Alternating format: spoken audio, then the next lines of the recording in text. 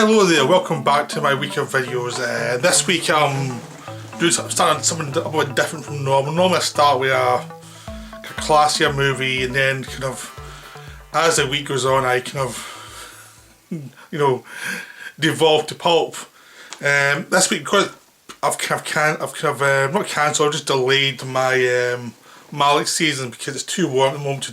So I want to watch in PSVR to get the same effect and things. It's too warm where I live at the moment. Unusually it's too warm in Scotland, that's really strange. So I've delayed it until the weather gets a bit worse so I can watch in PSVR. So I'm delaying for a little bit there. So I decided to do something I've been wanting to do for a while but I haven't really found a slot for. So I'm doing today, which is my Hammer collection on Bluray. So this video just covers the Blu-rays. I'm not going to cover the various DVD boxes. I've got the 20 disc box thing, but I'm not going to cover that in this video. That's for something else some other time. So there's some crossover though. So I'm just focused on the Blu-rays. The Blu-rays are the pristine, best quality remasters. These are the ones that I think I'm more interested to look at. So I'm just going to cover them. I'm just going to show what I've got and briefly talk about it. Hopefully this will not be an epic film video, but you never know. I mean, it's one of those things, you never know how it's going to go. Right, especially with me talking, because I can talk a lot. Right, okay, the first one, I'll go through the Frankensteins that I have. I've got quite a few Frankenstein Blu-rays. So the first one is the first Hammer big hit in the Gothic genre, which is The Curse of Frankenstein. This is Terence Fisher. Terence Fisher did most of the Frankensteins. I mean, there was one he didn't do, which we'll get to, but most of the Frankensteins he did, and they feel very much like Terence Fisher films. So it means the series, even though plot-wise it doesn't always follow on that closely to what's happened before, in pacing and character, they always feel very similar. They feel like they're part of the same story, even though Hammer don't think cares too much about continuity. They just want to do the next interesting story. It's basically it's a very loose series, but because of a certain stable of directors, there's usually some sort of consistency to the series if they're trying to force that on the series.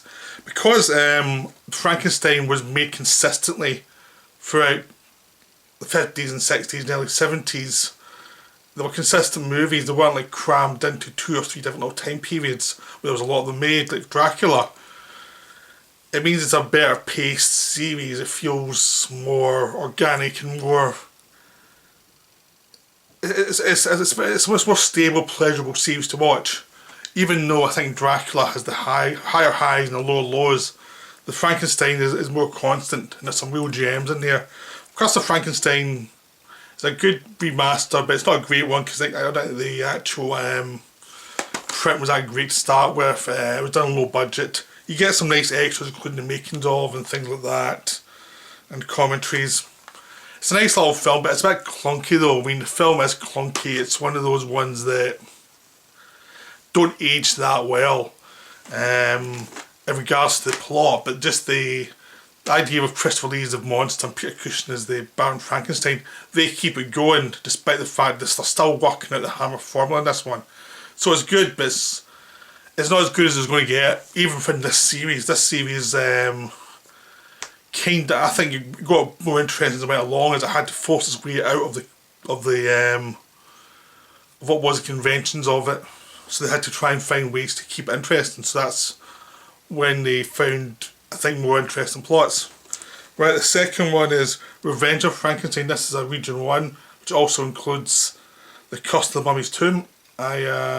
I've not seen Revenge for a while, but Revenge is a good solid sequel. I think it's not quite as strong as Curse because they don't have Christopher Lee as a monster, but it still works pretty well. I mean, it's still a series entry that works. It's just I don't think it quite works. Despite all the clunkiness, I think The Curse of Frankenstein had more distinctive scenes that stuck in your mind. This one I think was a smoother plot, but I don't think it was as distinctive in its in any scenes that made you remember it. It was like the one that was, it was a nice sequel, it was an enjoyable cynical sequel, but it wasn't the greatest, you know, basically Frankenstein movie. The Curse of the Mummy's Tomb, I haven't seen, I haven't watched that yet, but I will get around to it at some point. Okay, next is The Evil of Frankenstein. This is the one non-Terence Fisher directed Frankenstein of note from the main series. This is I think the weakest of the series for me. This is the boring one. I mean, Freddie Francis is a great cinematographer. He did some nice stuff with Amicus. But I'm not so keen on this Hammer movies. I don't think he worked well with Hammer that well. I think he had certain interests that weren't quite tied to what Hammer were doing. I don't think he was as humorous a director as Hammer needed. Like, you see Terence Fisher movies, he's a sense of humour in the framing and the way people interact. He doesn't take out the humour. This one feels much more forced and grim, and it's just not as enjoyable. I just think it's a bit of a slog, and it's got the worst monster makeup. It's this kind of paper mache makeup. It's not very good. But Peter Cushing keeps it going. But there are 2 sequels after that, both done by Terence Fisher, that I don't have in Blu-ray. I've got them in DVD, which is basically Frankenstein Created Woman and Frankenstein Must Be Destroyed, which are 2 of my favourites of the series. They're way more fun, they're relaxed. They went into a role, be a series get into a role once it's got through the first couple of installments, and they're trying things, but they've got the confidence of knowing what works in the series, and they can actually do things. I mean, Frankenstein Created Woman was like creating a woman monster, and the craziness is involved in that, and the whole idea with souls and how do they transfer over from one brain to the next. It's a bit nuts, but it's really enjoyable. It's really well paced, and it gives Frankenstein more intriguing elements to him, because Frankenstein sometimes is more sympathetic and sometimes a total scumbag.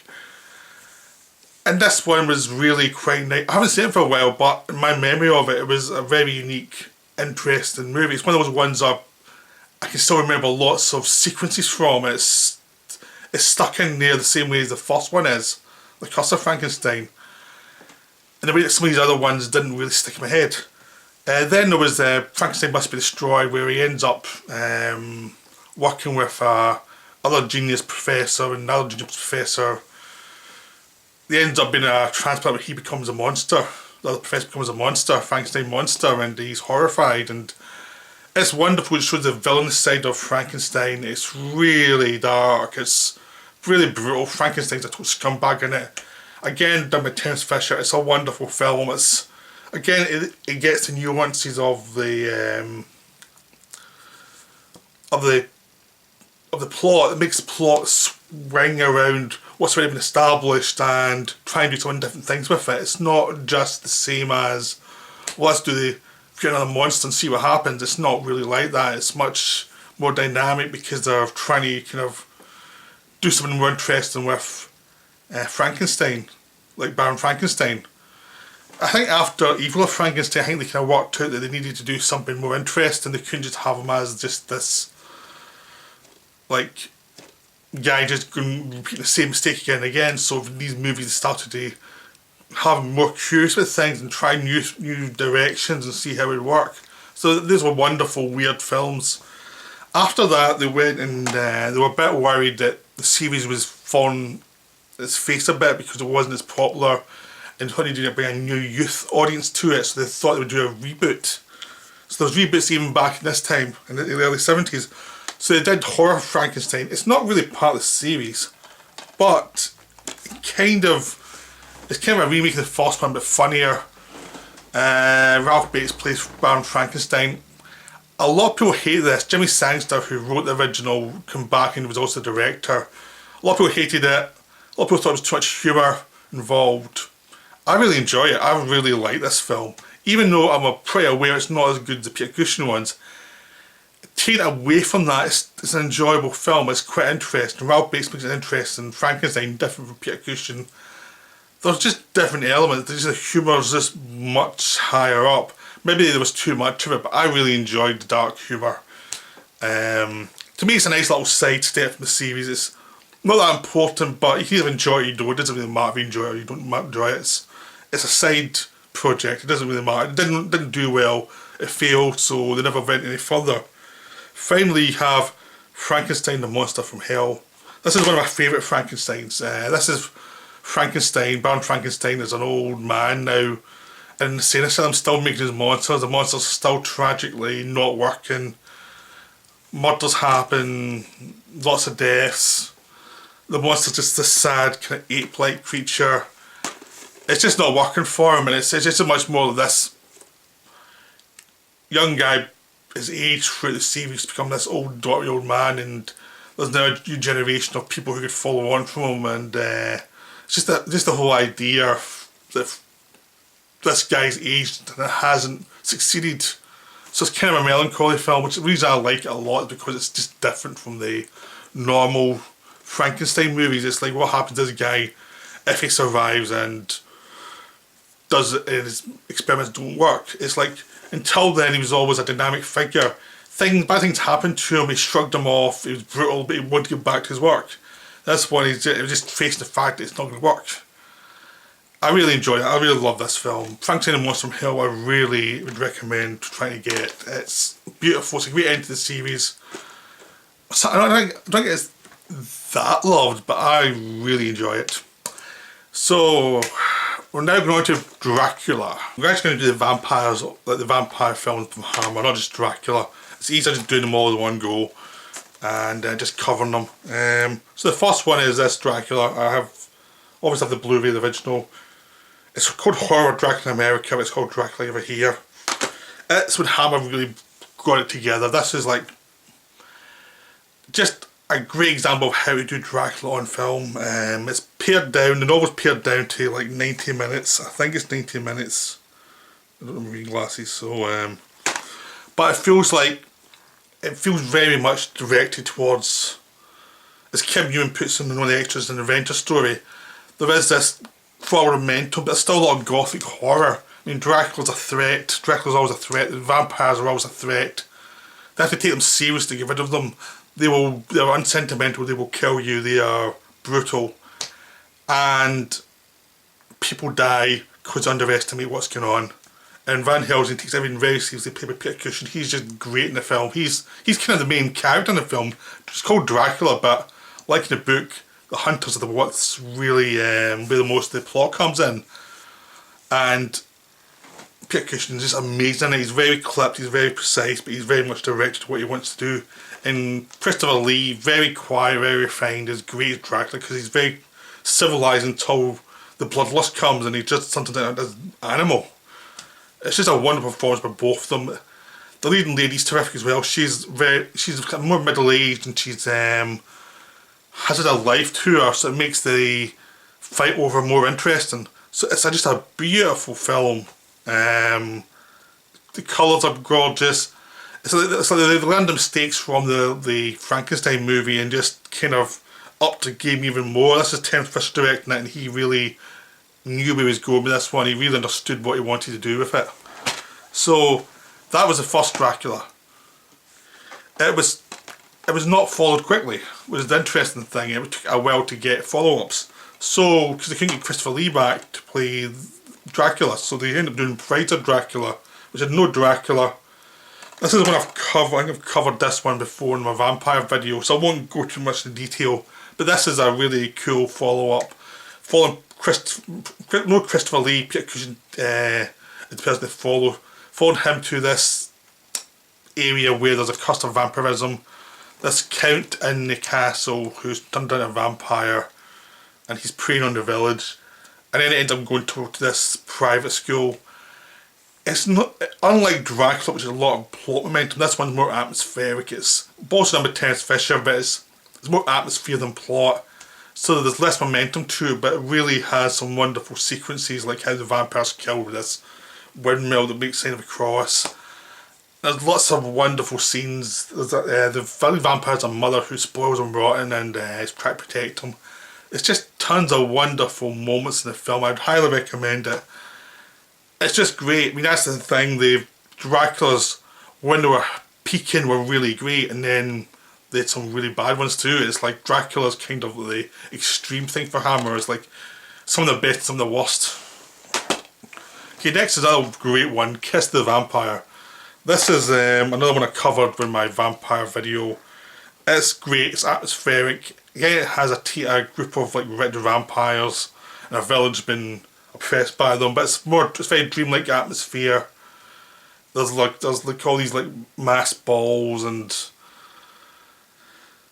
the plot's not that important to it. It's just the idea of them trying to seduce this couple and them going to the ball, and all the different mechanics of the seduction and trying to escape these vampires. Just a typical vampire film, but it's just the way it's shot and the way that it's edited. It has a dreamlike atmosphere, and it's wonderfully done. And it keeps you interested throughout the movie. There's always something going on. It's interesting, even though there's no like grand points or anything. It's just like it's all these incidents building up to create a great atmosphere. So it's a wonderful film. I highly recommend it. It's still Hammer. It's peak with vampire movies.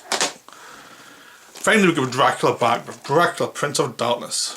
This is the apex of the Hammer vampire movies. This is the peak. This is as high as it's ever going to get. This is the rare sequel. One of those rare sequels is better than the original.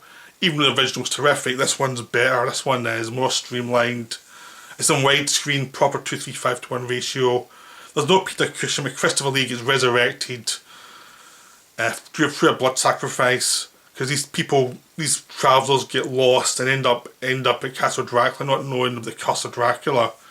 And one of them's sacrificed to bring Dracula back to life. Then he starts hunting down the rest of the travellers. They end up going to this monastery and gets checked by the priest there who knows about the vampires, and it's all just a wonderful, even though this kind of sounds very kind of episodic, it's done with such momentum and such forward direction, always going towards the next bit, even though it's paced in a interesting way, because you don't feel it galloping forwards all the time, but it actually is, you just don't feel it that much. It's wonderfully done. There's a Renfield type character going mad. The priest is great. Everyone takes it seriously. It's tragic. Barbara Shelley plays this repressed woman who gets turned into a vampire and becomes very animalistic. It's wonderful. Dracula's death's amazing as well. It's just like everything you want out of a Dracula movie is in this film. This is just might be my favourite Dracula movie. Probably is, but there are some other good ones, but this one probably is likely my favourite one amidst all the competition. As long as you don't count the Nosferatu, this one's probably my favourite one. Because Nosferatu is kind of a weird thing. It's not quite Dracula, but it kind of is at the same time. Okay, now we're going off to the more eccentric ones. We have The Vampire Lovers, which is yes, sorry, I've got these in the wrong order. That's good. The Vampire Lovers and Twins of Evil, part of the Carmilla lesbian trilogy. I also have Lust for a Vampire on the way. It's not arrived in this video, but it will pretty soon. So these are when Hammer felt they were losing their marketplace with stuff like Night Living Dead coming in, they started to do these like softcore lesbian vampire movies. Vampire Lovers is fun, but it's a bit stagey and a bit. It takes a while to get going. When it gets going, it's fine. Ingrid Pitt's fun as a vampire, and she's just all these young ladies who don't know any better. But you've all these Peter Cushing's in it as the old fogey who's trying to hunt her down. It's enjoyable pulp, but it's not that good. It's just one of those ones that's it's okay. It gets by on the lesbian vampire angle, but it's not a particularly good film. It's like it's that point you're seeing that they're a bit tired, they have not figured a way to reinvent this in an interesting way. So they're trying anything, and sometimes it doesn't work. Twins of Evil I haven't seen yet. I will get to it, I just haven't got around to it yet. There's also Countess Dracula, which I've not seen for years. I've seen it, but it's been so long that I can't really say much about it because I still need to rewatch it. But I have it. I will rewatch it at some point. The Dracula series continued with Dracula's Risen from the Grave, which is Freddie Francis. I don't have it in Blu-ray yet. It's fine. I've got it in DVD. It's fine, but it's not great. It's a bit middling in the plot wise. There's Taste of Blood Dracula, which is a really terrific Dracula movie. It's really back on track. It's got these hypocrites who do this blood thing to get out of the rut of the life because they're middle class and a bit bored, which ends up bringing Dracula back from the dead. He's out to kill the disciples who brought him back and destroy their family, and it's wonderful. It's all about hypocrisy and Victorian values and how there's a lot going on under the surface no one wants to talk about. So that was a really good one. That was like basically for me kind of the end of the good Draculas. While I like Satanic Rites of Dracula, the last one, I cannot defend it as a good film. I just enjoy it. I mean, Dracula AD 72 is not as good as Satanic Rites, but it's still enjoyable, but it's a bit blah. Before that, we also had Scars of Dracula. Now that's another one I cannot defend as a good film at all. Roy Ward Baker, who did a lot of good films in the past, did this one. It is not his best hour, but I really love this film because it's so tacky, because there's even a bat that's so obviously just this toy bat they're trying to pass off as Dracula's the bat form. There's tons of stuff. There's like psycho murders in it. It's just a mess. It's just a total mess. But I love every second of it. It's shot beautifully. There was lots of colours. They put a lot of imagination into the colour scheme and what they were doing. It was just the script was garbage. But I still love it. Even though it's absolutely awful. It's one of my favourite kind of... It's a real guilty pleasure, that one. Finally, from the vampire era, I've got Captain Kronos. I've done a video on this one. There's a full video on Captain Kronos. It's wonderful. It was like them finding a new angle to Dracula, try to follow up with Avengers and try and make it more absurdist and try new things with it, and not just make it blood-sucking, to make it like an emotional vampirism and things. It didn't do that well. They didn't follow that up. They just went back to the old cliches of vampirism. Which is a shame because this was a good new way to move forward, to actually play up the adventure side and absurdity and try things. But I think how at that point was very tired, and I don't think they had the imagination to keep going. So that's the vampire stuff. So I'm going to go on now to the Mummy series. So the Mummy series had 4. There was one cut of Mummies 2 which I've already said I haven't seen yet. I will watch it, I just haven't watched it yet. Okay, next there's the first one, The Mummy. Terence Fisher directed this one as well. It's a good one, it's not a great one. I think The Mummy is one of those properties that isn't always, there's never been a really amazing Mummy movie. There's always been good ones like the Boris Karloff one, this one. They're well made, but there's something that they haven't cracked what to do with the character. They still haven't cracked it, but just the craftsmanship keeps them going. So I really enjoyed Mummy movies, but I also feel that they haven't quite worked out how to make it really work. But The Mummy itself is a wonderful film. It's really enjoyable. I would highly recommend seeing it. It's just, don't expect Dracula, really. Then there's a Mummy Shroud. This one is a really enjoyable one. It's pretty short. It feels like it was made as a quickie to go with something else, because it's Andrew Morell's in it. There's a lot of running around, but there's this shroud that can be used to control the mummy to kill the enemies of this person.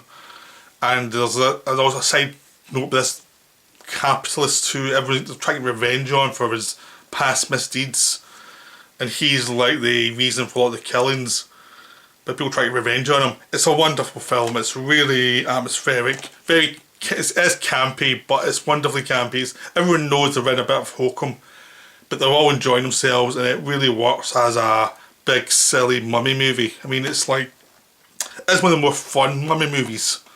that's been released. So I'd highly recommend that one. That's really enjoyable. If you're in for like a short mummy movie with a sense of humour about itself. The final one was Blood from the Mummy's Tomb. This is a really fun, weird one. I haven't seen it for a while, but it's the director, Seth Holt, died halfway through and had to finish off without him. He died of a heart attack halfway through. It was like a cost production. Peter Cushing was meant to be the lead in it, and his wife died, so he dropped out and Andrew Keir took over. There's reincarnations, there's all these, there's a really good villain who has the point of view as the poor shan't inherit the earth because they wouldn't know what to do with it, he's just a snob. It's Christopher Wicken wrote it, it's a fun movie. It's kind of weird that the mummy movies actually sort of got more interesting as they went along. Again, they had to do something with the formula, so they found fun things to do with the formula. So the first one was much more traditional mummy movie, a la the Universal ones. By the time they get to the third and fourth one, they have to try something different or doing some interesting stuff. That's what's good about Hammer is, once they hit the block of, we've done this too many times, well, sometimes they'll do something boring, other times they'll do something interesting or something just tweaking it slightly that would make it worth reinvesting in the formula. So that's one of the reasons why I love Hammer is, you're going to get weird stuff like this, or Vampire Circus, which I don't have on Blu-ray yet. You get some really fun weird ones where he's like, why would they make this? I don't know, but it's wonderful. And they did all these other ones, like Viking Queens and these strange movies that you're thinking, why would they make this? Rather than just desperation, but obviously they sort of fucking just try it. I mean, Hammer was low budget, so they made a film that didn't work. As long as they had a couple of hits, it would cover the rest. And eventually they'll start making 20 films that didn't work and not enough hits, which put them down the tubes. But for a while they were having a good mix of interesting stuff and like more conventional stuff. Okay, now we're into the one-offs of Hammer. These are the films that didn't get sequels. Maybe they were hoping to get sequels out of them, but the films did okay but not great. Or there was never enough demand for more, or maybe there just wasn't enough story to go beyond what they had. Like, I think some of these were just like programmers that would be part B of a program that'd go with a Dracula movie or something. But again with Hammer, a lot of these were really interesting. But before I do that, I've just realised I've missed the series out. Okay, Quatermass. Quatermass Quatermass Experiment. This is an Australian one, where you also get Quatermass 2 Next Unknown in their discs, so you get 3 films. There's pan and scan version, but Quatermass is a terrific series adapted from the Nigel Neal BBC programmes, but they've been cut down from like 3 hours to an hour and a half, so you lose some of the plotting, but you also get a bigger momentum as they're trying to get to the point more. So what you gain in some details, what you lose in details, you gain in some momentum. So these are really good. Val Guest directed them. They were really enjoyable. The thing about them is though that Brian Mulroney plays Quatermass. I like him as Quatermass, but he lacks the kind of imagination. He's too American. He's an American when Quatermass might be British and inquisitive science, and he's much more of a hard-boiled character. So you lose something you get in the British Quatermasses, which were more of imaginative Quatermasses. They were much more like dreamers, even though they had the practical side to them.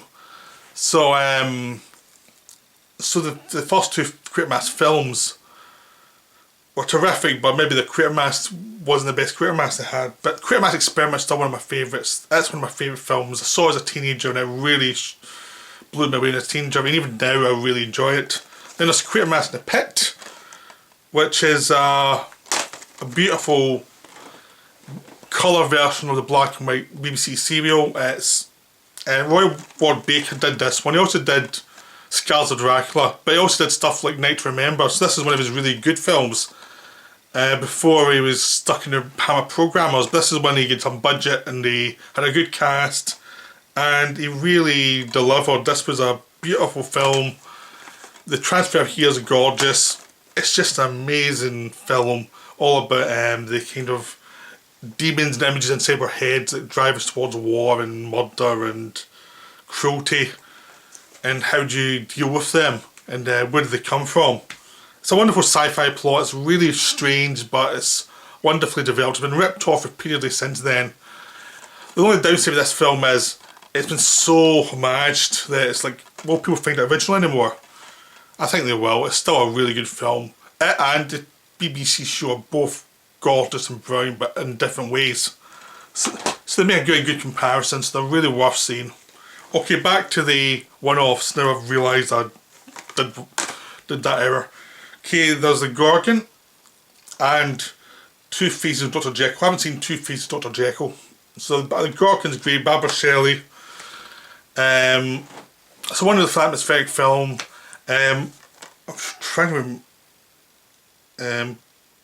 Peter Cushing, Christopher Lee's in it as well. I've not seen it for a while though, that's the problem. All I can say is it's really good. But I just can't remember some of the plot lines of it. But there's a kind of, I remember the atmosphere of it really well. The atmosphere really delivered. You're really trying. Because Terence Fisher directed this one. He directed both of these. And it just keeps on going. You just enjoy being in the world. So that's what's really great about them. They're really, a lot of the Terence Fisher movies, the world building's so good that even though the script's not so great, what he's doing with it really makes it worthwhile. Okay, here's another Terence Fisher, and Curse of the Werewolf. Oliver Reed is a werewolf. Do you need any more? I mean, really, is there anything else that needs to be said about that? It's one of those ones where the script's not that great, but the atmosphere's great, and Oliver Reed's a werewolf. I mean, there's such a long prologue explaining where it came from that gets in the way of the momentum of the film. But once Reed becomes a werewolf, it's great. And even before that, even the prologue is still really atmospheric and interesting. It just feels like it's like two films been squashed into one. I mean, it could have been a two-parter film. Here's the prologue, here's the film, here's the other, what happened to the kid. You just felt that there was both sides get short changes in script level. But it's still a wonderful film. I'd highly recommend it. It's really worth seeing. Then we've got Phantom of the Opera. Herbert Lom as the Phantom. Another Terence Fisher one. This is not the best one. This, I'm going to be honest. This is probably the Terence Fisher movie I like least. Mainly because I think it's fairly staid. I like the Phantom of the Operas from like the 20s with Lon Chaney Jr. and since then I think it's been fairly mediocre. Like, I think a lot of the plotting in all these films tends to be very dull, getting to the point. Like, Claude Rains played him in the 40s and the plot of that film was pretty boring as well. We were just trying to get to the Phantom. It's whenever it becomes the Phantom is great, but usually the plot around the Phantom, when the Phantom's not there, it's usually pretty tedious, and this one's no exception. They try their best, but it's not the best film. It's really not. But it's still enjoyable. If you can get and see it, it's worth seeing. It's got more fans than, the bigger fans than me though. I mean, I think I'm just one of the people who just, it didn't really do much for me. Then we have this other one, another Terence Fisher movie. Right, is that Terence Fisher movie? Yeah, it is. So, Hound of Baskervilles. Peter Cushing as Sherlock Holmes, Christopher Lee as a good guy for a change, Andrew Morell as the Dr. Watson. That's a really solid Sherlock Holmes. There's so many Sherlock Holmes, Hound of Baskervilles. Even though I kind of have sort of nostalgia of the Basil Rathbone Sherlock Holmes and that film, this is a really good one. I mean, it's really well made. The atmosphere's terrific. It could have been paced a little bit better, but it doesn't matter, just the atmosphere's so good. It's nice seeing Christopher Lee as a good guy for a change. It's wonderfully done, it's really enjoyable, it's one of those films that's never going to be a favourite film, but it's one you watch every couple of years quite happily, because it's really well made, it's well crafted, the story's there, it's just really enjoyable. So, yeah, it's a really good one. It's just, but as a pure Hammer film, it's more mid-level, but Hammer mid-level still was pretty good. Okay, we're now into some of the really weirdo ones. Rasputin the Mad Monk, it's amazing. It's Christopher Lee as Rasputin. He's some really cool body language in this film. He's animalistic. This was made back to back with Dracula Prince of Darkness, and it's some of the same cast. And it's amazing that those two films were shot together, because it's just so good. Don Sharp directed this one, and it's just Rasputin in Russia before the revolution is, and they can't kill him because he's basically a magician, black magician. He will do anything to survive, and killing him is a big problem. I don't want to say anything more, but just watch it. Just watch it, it's great. Just to see Lee's Rasputin and Bad Monk is worth it. And just all the little details of what he does, it's just wonderful. It's a wonderful film, but try and know as little about it as possible, beyond what you know about Rasputin. Just try and watch it. Right. Another favourite is Plague of the Zombies. This one is, I'm trying to get the director, John Gillian. This one is another one that was made back to back with a film. I think it was a Reptile, I don't know. Well, this is John Gillian as well. So I think these are both like the B features. Reptile and Plague of the Zombies were the B features of other bigger films. And both of them are brilliant. Both of them are really good. Andrew Morell is in the first one, and Jacqueline Pierce is the Reptile in the second one. The thing with these is they're like the reptile's a synthetic monster. Someone who's been cursed with this reptile thing. She can't help it, and she wants to get rid of the curse, but she can't. The Plague of the Zombies is this scumbag aristocrat who's got all these people zombified to work cheap labour for him. Of course, it ends up bouncing back on him.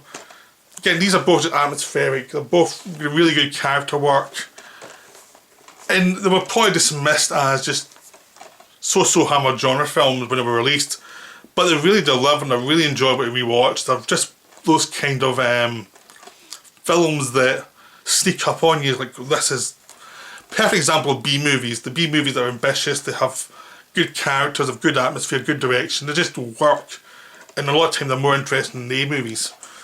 So both of those, the Plague of the Zombies and the Reptile, would highly recommend. They're both great. Okay, we've got a few more. The first one, I haven't seen this one yet, Hand of the Ripper.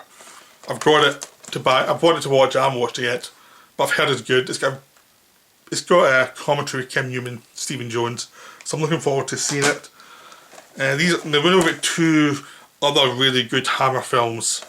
These are like 70s Hammer films. I think Devil Rides Out is late 60s, but it feels tied to the later period. Feels listed. It takes place in the modern world. Christopher Lee plays a good guy this time, trying to stop Satan worship. It's based on a Dennis Wheatley novel. I mean, it's pure hokum as a story, but they've Terence Fisher directing it. I'm just double checking, right? Yep. And just the atmosphere of it is great, and just this build, there's this build to it that really works. So it's a really terrific film, even though it's based on an idea that's not that great. It's just the way it's been done as a film, but it really works.